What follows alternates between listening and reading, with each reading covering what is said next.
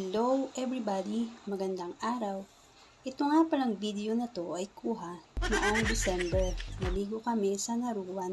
Bago pa nga lang itong resort na to. Biglaan nga din ang aming paliligo at wala sa plano. Kaya hindi nakasama ang itay dahil siya ay may gagawin sa bukid. Picture na nga lang nang nagluluto ang naipakita ko.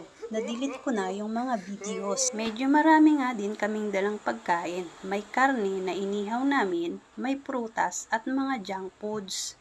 Isa din nga ito sa banding namin kapag umuuwi kami. Yung kapatid ko na galing Japan at kami naman ay galing sa Cavite. Wala pa nga dyan ang kuya na nasa Fairview at ang pamilya ni Nalin na nasa ibang bayan na hindi na namin naaya dahil nga sa biglaang paliligo. At wala din dyan si Angge na nagwo-work sa ibang bansa.